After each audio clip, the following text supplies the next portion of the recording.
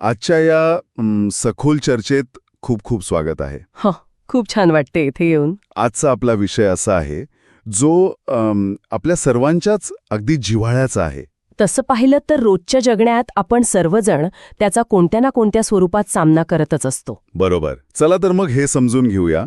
आज आपण एका अतिशय महत्त्वाच्या आणि तितक्याच विचार करायला लावणाऱ्या लेखनाचा सविस्तर अभ्यास करणार आहोत. विद्यावाचस्पती विद्यानंद यांचं हे लेखन आहे, ज्याचं नाव आहे स्वीकाराची कला आणि जीवनाचा अनपेक्षित प्रवाह. हो, आणि या संपूर्ण चर्चेचा जो मुख्य गाभा आहे तो एका साध्या पण अतिशय खोल वाक्यात दडलेला आहे. सर्व अपेक्षित गोष्टी नेहमीच आपल्या मनासारख्या होतात असं नाही. अगदी तेच. आपण सर्वजण जर मानवी स्वभावाचा विचार केला तर एक गोष्ट प्रकर्षाने जाणवते. ती कोणती? आपण रोज सकाळी उठतो, भविष्याच्या अनेक योजना आखतो, प्लॅन्स बनवतो आणि त्या योजना पूर्ण करण्यासाठी आपण खूप मेहनत घेतो, स्वतःला पूर्णपणे झोकून देतो. आणि साहजिकच आपण जेवढी मेहनत घेतली आहे तेवढंच यश आपल्याला मिळेल अशी आपली अपेक्षा असते. म्हणजे सर्व काही अगदी आपण ठरवल्याप्रमाणे आपल्या मनासारखंच घडेल अशी आपली ठाम समजूत असते. आपण जीवनाला एका व्हेंडिंग मशीनसारखं समजतो. नाणं टाकलं, योग्य ते बटन दाबलं की आपल्याला हवी तीच वस्तू बाहेर येणार. अगदी तसंच.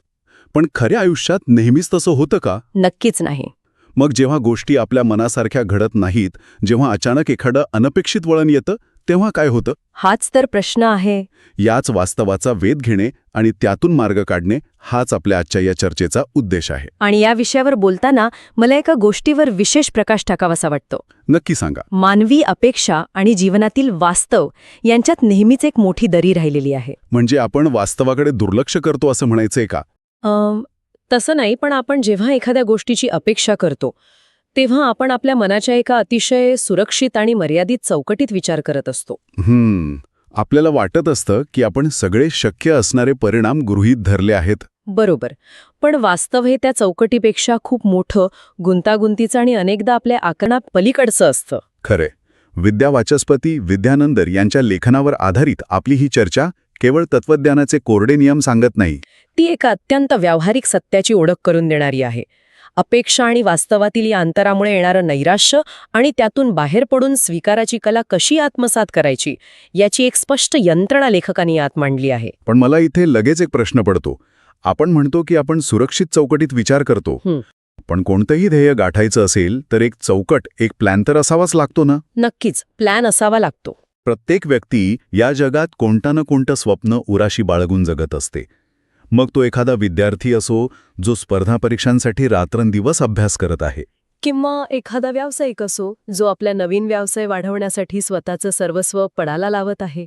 आपली निष्ठा आणि प्रामाणिक प्रयत्नांमुळे आपल्याला फळ मिळेलच ही एक अतिशय नैसर्गिक भावना आहे. बरोबर आहे. आपल्याला लहानपणापासून घरात आणि शाळेत हेच तर शिकवलं जातं की प्रामाणिकपणे कष्ट करा म्हणजे यश नक्कीच मिळेल. अगदी. शाळेतल्या कवितांपासून हेच बिंबवलं जातं. मग यात चुकीचं काय आहे? जेव्हा अपयश येतं तेव्हा जो धक्का बसतो तो साहजिक नाही का? धक्का बसणं अगदी साहजिक आहे आणि मेहनत करणं किंवा प्लॅन बनवणं हे अजिबात चुकीचं नाही. मग अडचण कुठे येते? यातली सर्वात रंजक गोष्ट म्हणजे आपण जीवनाला एका साध्या गणितासारखं मांडण्याची चूक करतो. म्हणजे 2+2 = 4 असा हिशोब. अगदी तेच. इकडून 100% मेहनत टाकली की तिकडून 100% अपेक्षित परिणाम बाहेर आलाच पाहिजे असा आपला एक भाबडा समज असतो. पण जीवन हे केवळ आपल्या इच्छांवर चालणारं यंत्र नाहीये. बरोबर. जीवनाची स्वतःची अशी एक स्वतंत्र गती असते, एक वेगळीच लय असते. इथेच लेखकाने एका महत्त्वाच्या घटकाचा उल्लेख केलाय ना? हो, अदृश्य घटक, ज्याला आपण इनव्हिजिबल फॅक्टर्स म्हणू शकतो. त्यांची संकल्पना इथे खूप महत्त्वाची आहे. अदृश्य घटक म्हणजे ज्या गोष्टी आपल्या नियंत्रणात नसतात. अगदी बरोबर. आपण जेव्हा एखाद्या ध्येयासाठी काम करतो तेव्हा आपलं नियंत्रण फक्त आणि फक्त आपल्या स्वतःच्या कृतीवर असतं. पण त्या प्रयत्नांच्या अंतिम परिणामावर प्रभाव टाकणारे इतर अनेक घटक असतात जे आपल्याला डोळ्यांनी दिसत नाहीत किंवा आपल्या अजिबात नियंत्रणात नसतात. हे थोडं प्रॅक्टिकल आणि सोप्या भाषेत सांगायचं तर आपण हे कसं समजून घेऊ शकतो? विचार करा, तुम्ही एका अतिशय सुंदर घराचा नकाशा तयार केलात. तुम्ही सर्वोत्तम डिझाईन बनवलं, सर्वोत्तम साहित्य आणलं, कुशल कामगार लावलेत, तुमच्या बाजूने तुम्ही 100% प्रयत्न केलेत. सगळं काही एकदम परफेक्ट. पण अचानक अनपेक्षित अशी अतिवृष्टी झाली किंवा बाजारात सिमेंटचा तुटवडा निर्माण झाला, किंवा शहराचे बांधकाम विषयक नियम अचानक बदलले. हे झाले अदृश्य घटक. परिस्थितीत अचानक होणारे बदल, वेळेचं चक्र, अर्थव्यवस्थेत होणारे अनपेक्षित चढउतार. आणि सर्वात महत्वाचं म्हणजे इतर व्यक्तींचे निर्णय. अगदी बरोबर. आपण या जगात एकटे राहत नाही.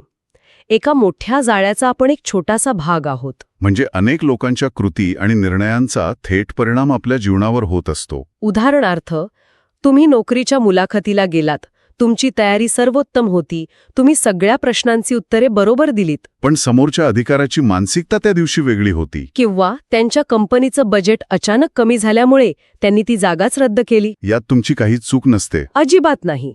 तुम्ही कितीही पूर्ण मनाने प्रयत्न केलेत तरीही या अदृश्य घटकांमुळे परिणाम आपल्या अपेक्षेप्रमाणे मिळेलच याची कोणतीही शाश्वती नसते. हे ऐकायला थोडं भीतीदायक वाटतंय. म्हणजे आपल्या हातात काहीच नाही असं म्हणायचे का? असा विचार येऊ शकतो मनात. हो, जर सर्व काही या इनव्हिजिबल फॅक्टर्सवर अवलंबून असेल तर मग आपण जे काही करतोय ते एका अर्थी निरर्थक आहे असा विचार नक्कीच येऊ शकतो. अजिबात नाही. आणि हाच गैरसमज टाळायला हवा. आपल्या हातात आपले 100% प्रयत्न आहेत. आपलं कौशल्य वाढवणं आपल्या हातात आहे. पण परिणामावर आपला 100% हक्क नाही. हे वास्तवाचं भान ठेवणं गरजेचं आहे. या वास्तवाचा कोणताही विरोध न करता शांतपणे स्वीकार करणं हेच परिपक्वतेचं लक्षण आहे, असं लेखक ठळकपणे सांगतात.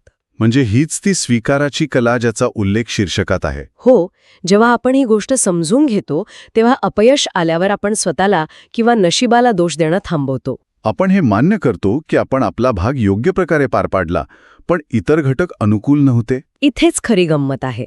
कारण अपूर्ण अपेक्षांमुळे येणारं नैराश्य इथूनच सुरू होतं. हो, पण हे असं तत्वज्ञानासारखं बोलणं खूप सोपं आहे. प्रॅक्टिकली अवघड जातं ते. नक्कीच.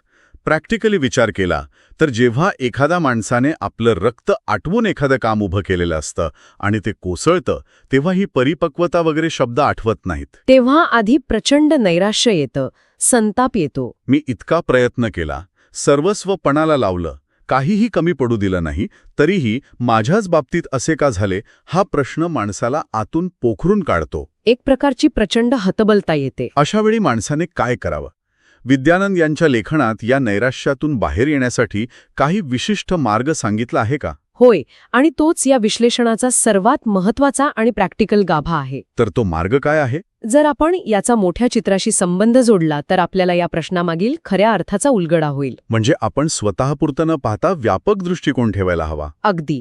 लेखकाने स्पष्ट केलं आहे की प्रत्येक घटना जी आपल्या मनासारखी घडत नाही किंवा आपल्या मार्गात येणारा प्रत्येक अडथळा हा केवळ आपल्याला त्रास देण्यासाठी नसतो. बरोबर, तो निसर्गाने आपल्याला शिक्षा देण्यासाठी पाठवलेला नसतो, तर तो आपल्याला काहीतरी अत्यंत महत्त्वाचे शिकवण्यासाठी येतो. किंवा आपल्याला दिशा बदलण्यासाठी भाग पाडण्यासाठी येतो असं म्हणता येईल. अगदी तसंच.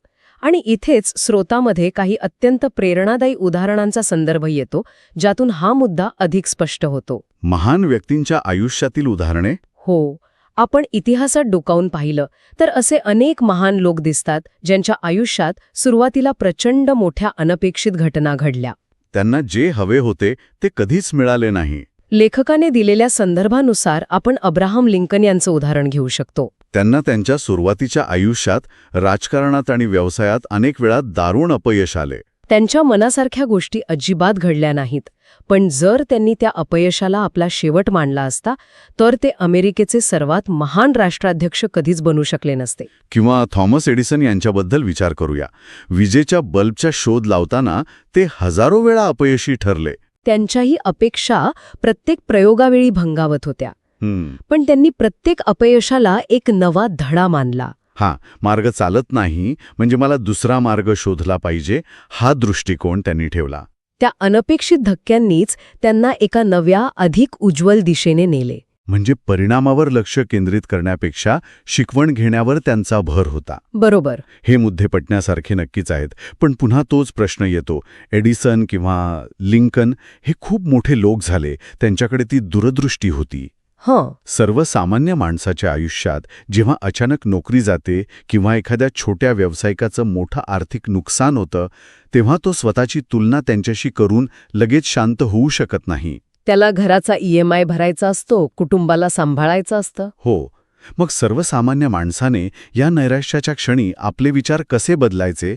आज जे अपयश वाटतंय ते उद्या मोठी संधी कशी बनू शकते? हा खूप चांगला आणि अत्यंत प्रॅक्टिकल प्रश्न आहे. आणि त्यासाठीच विद्यानंद यांनी या प्रक्रियेचे काही टप्पे सांगितले आहेत. कोणते टप्पे? लिंकन किंवा एडिशन यांचा जन्म महान म्हणून झाला नव्हता, तर याच प्रक्रियेतून जाऊन ते महान बनले. ज्या गोष्टी आपल्या मनासारख्या होत नाहीत त्या आपल्याला 3 महत्वाचे गुण शिकवतात. आणि हे गुण रोजच्या जगण्यात उपयुक्त आहेत. पहिला गुण आहे संयम. जेव्हा गोष्टी रेंगाळतात तेव्हा आपण वाट पाहण्याची कला शिकतो. आजच्या इन्स्टंट जगात जिथे सगळं एका क्लिकवर मिळतं तिथे ही कला हरवत चाललीय. दुसरा गुण आहे स्वीकार. हे मान्य करायला शिकणे की जगात सर्व काही आपल्या नियंत्रणात नाही. आणि तिसरा टप्पा? तिसरा आणि सर्वात महत्वाचा टप्पा म्हणजे आत्मपरीक्षण किंवा स्वतःच्या आत डोकावून पाहणे. आत्मपरीक्षण म्हणजे स्वतःच्या चुका शोधणे का? फक्त चुका शोधणे नाही, तर संपूर्ण परिस्थितीचे विश्लेषण करणे. विचार करा, जेव्हा आपण यशस्वी होतो तेव्हा आपण कधीच थांबून विचार करत नाही की आपण हे कसे केले. आपण फक्त आनंद साजरा करतो, आपला अहंकार सुखावतो. पण जेव्हा आपण अपयशी ठरतो तेव्हाच माणूस खऱ्या अर्थाने थांबतो, विचार करतो, माझी कुठे चूक झाली, मी अजून काय वेगळे करू शकलो असतो. माझा मार्ग चुकीचा होता की फक्त वेळ चुकीची होती? माझ्या धोरणात काही बदल करण्याची गरज आहे का? हे प्रश्न माणूस फक्त अपयशाच्या वेळीच विचारतो. म्हणजेच अपयश हे आत्मपरीक्षणाची आणि स्वतःला सुधारण्याची सर्वात मोठी संधी असते. जो माणूस या संधीचा फायदा घेतो तो सर्वसामान्य राहूनही असामान्य गोष्टी करू शकतो. इथे मला तुम्हाला थोडं थांबव असं वाटतं. आपण म्हणतोय की आपण परिणामाचा स्वीकार करायला हवा, अपयशातून शिकायला हवं. तर मग याचा अर्थ काय? आपण अपेक्षा ठेवायच्याच नाहीत का? नाही, तसं नाहीये. कारण जर अपेक्षाच ठेवल्या नाहीत तर माणूस काहीच काम करणार नाही. एका विद्यार्थ्याने रात्रंदिवस अभ्यास केला आणि तो नापास झाला तर तो परिणामाची आसक्ती कशी टाळणार? हा प्रश्न पडणं साहजिक आहे. जर मला परीक्षेत पहिले यायचेच नाहीये अशी माझी धारणा असेल तर मी जीव तोडून अभ्यास तरी का करू? हा एक अतिशय गोंधळात टाकणारा मुद्दा असू शकतो. आपण म्हणतोय की अपेक्षा पूर्ण न झाल्यामुळे दुःख होते, म्हणून काय अपेक्षाच सोडून द्यायच्या का? सर्वसामान्य माणसाने काय संन्यासी बनायचं का? नाही, अजिबात नाही. संन्याशी बनण्याचा किंवा महत्वाकांक्षा सोडून देण्याचा हा विषय नाहीये.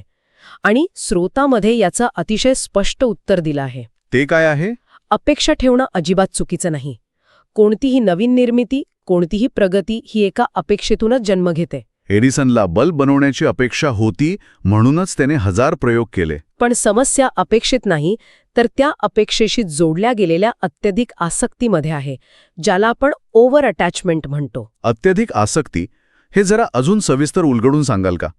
यात आणि सामान्य अपेक्षित काय फरक आहे? नक्कीच. सामान्य अपेक्षा म्हणजे मी हे काम 100% निष्ठेने करत आहे आणि मला यातून चांगला परिणाम अपेक्षित आहे.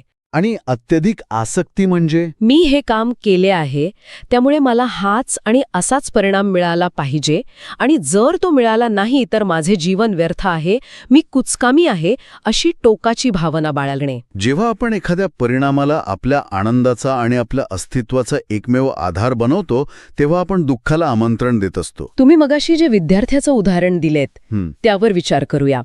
अभ्यास करणे, सर्वोत्तम तयारी करणे आणि परीक्षेत पहिले येण्याची इच्छा असणे हे उत्तम आहे. पण जर मी पहिले आलो नाही तर माझं आयुष्य संपलं, माझा काहीच उपयोग नाही, हा विचार म्हणजे अत्यधिक आसक्ती. लेखक इथे अतिशय सुंदर सूत्र मांडतात.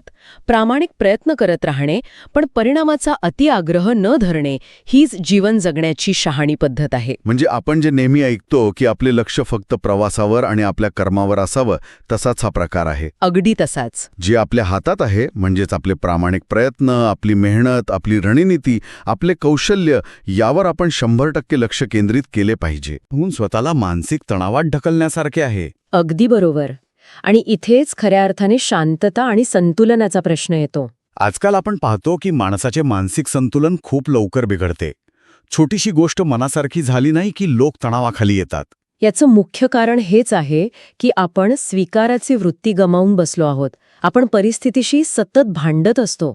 स्रोताच्या आधारे सांगायचे तर जीवनाचा एक अतिशय सोपा पण शक्तिशाली नियम आहे. नियम असा आहे की जे आपल्या मनासारखं घडते त्याबद्दल सतत कृतज्ञता बाळगा. पण कृतज्ञता का? कारण मी तर माझ्या मेहनतीने मिळवलंय ना सगळं. मग मी कोणाचे आभार का मानू? हाच तर आपला अहंकार असतो. जेव्हा आपण यशस्वी होतो तेव्हा आपल्याला वाटतं हे फक्त आणि फक्त माझ्यामुळे झालं आहे. पण वास्तव हे आहे की त्या यशामागे अनेक अनुकूल परिस्थितींचा वाटा असतो. वेळेची साथ असते, अनेक लोकांचे सहाय्य असते. ज्या अदृश्य घटकांची आपण मघाशी चर्चा केली ते घटक त्यावेळी आपल्या बाजूने उभे असतात. म्हणून यश मिळाल्यावर कृतज्ञ राहायला हवे. आणि याच्या नेमके उलट जे आपल्या मनासारखे घडत नाही त्याबद्दल सतत तक्रार करण्याऐवजी त्यातून शिकण्याची वृत्ती ठेवा. कृतज्ञता आणि शिकण्याची तयारी हीच खऱ्या अर्थाने शहाणपणाची वाट आहे. अगदी. म्हणजे नाण्याला दोन बाजू असतात तसे. मनासारखं झाले तर कृतज्ञ राहायचे आणि नाही झाले तर ज्ञानी व्हायचे. दोन्ही बाजूंनी आपला फायदाच आहे. पण प्रॅक्टिकल आयुष्यात हे अंमलात आणण्यासाठी आपण रोजच्या जगण्यात काय बदल करू शकतो? सर्वात महत्वाचा बदल म्हणजे आपल्या विचारांची पद्धत बदलणे.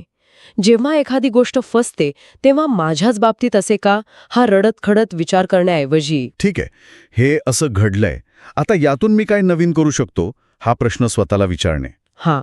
अडथळा मला कोणती नवीन दिशा दाखवू पाहत आहे हा दृष्टिकोन जेव्हा आपण स्वीकारतो तेव्हा आपल्या मनावरील एक मोठे ओझे हलके होते. ताणतणाव हाताळण्यासाठी हे एक अत्यंत प्रभावी साधन आहे. आपण परिस्थितीचे गुलाम न राहता परिस्थितीचे अभ्यासक बनतो. आपण या गप्पांच्या आता अंतिम टप्प्याकडे आलो आहोत आणि मला या संपूर्ण चर्चेचा एक अतिशय प्रभावी सारांश मांडायचा आहे. नक्की मांडा. विद्यावाचस्पती विद्यानंद यांच्या लेखनावर आधारित या विश्लेषणातून आपण हे शिकलो की जीवनाचा खरा अर्थ सर्व काही आपल्या मनासारखे होण्यात अजिबात नाही. जीवन हे आपल्या आज्ञेवर चालणारं मशीन नाहीये. तर जीवनाचा खरा अर्थ आहे घडणाऱ्या प्रत्येक छोट्या मोठ्या घटनांमधून यश आणि अपयशातून स्वतःला अधिकाधिक समजून घेणे आणि मानसिकदृष्ट्या अधिक परिपक्व बनणे. जेव्हा आपण हा विचार अंतर्भूत करतो तेव्हा आपल्या अपूर्ण अपेक्षा आपल्याला कमकुवत किंवा निराश करत नाहीत. उलट त्या अपूर्ण अपेक्षाच माणसाच्या अंतर्मनाला अधिक सक्षम, लवचिक आणि शांत बनवण्याचं काम करतात. माणसाचं मन हे एखाद्या स्नायूसारखं असते. जेव्हा आपण व्यायाम करतो तेव्हा स्नायूंवर ताण पडतो, ते दुखतात, पण त्याच प्रक्रियेतून ते अधिक बळकट होतात.